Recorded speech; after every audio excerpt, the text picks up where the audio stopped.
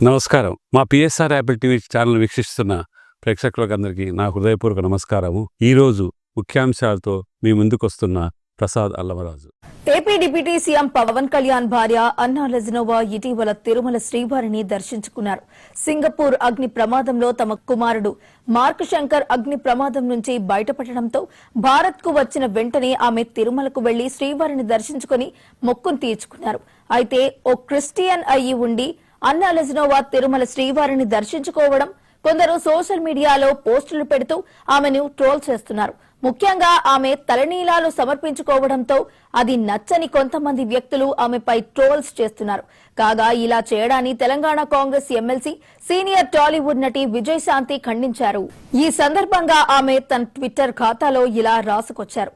దేశం కాని దేశం నుంచి వచ్చి పుట్టుకతో వేరే మతం అయినప్పటికీ హిందూ ధర్మాన్ని విశ్వసించిన మహిళ AP deputy CM Pawan Kalyan సతీమణి అన్నా లెజినోవాపై కొందరు కామెంట్స్ చేస్తూ ట్రోల్ చేయడం అత్యంత అసంజమనం. అనూహ్యంగా జరిగిన దురదృష్టకర అగ్ని ప్రమాదం నుంచి వారి కుమారుడు బయటపడినందుకు ఆ విశ్వాసాన్ని నిలబెట్టి నిలువెత్తు దైవం మన శ్రీ వెంకటేశ్వరుడి కృతజ్ఞతగా తిరుమలలోని శ్రీవారిని దర్శించుకుని తలనీలానిచ్చి అన్నదానం ట్రస్ట్ కి విరాళం సమర్పించి సేవ చేశారు.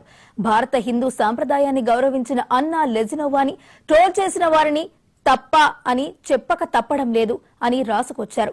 ఇదిలా ఉంటే పవన్ చిన్న కుమారుడు మార్క్ శంకర్ అగ్ని ప్రమాదం నుంచి గాయపడిన తర్వాత ఆసుపత్రిలో చికిత్స తీసుకుంటున్నప్పటికీ ఫోటోలపై కొందరు సోషల్ మీడియా వేదికగా ట్రోల్స్ చేశారు. అలాంటి వారిపై పోలీసులు చర్యలు తీసుకుంటున్నారు.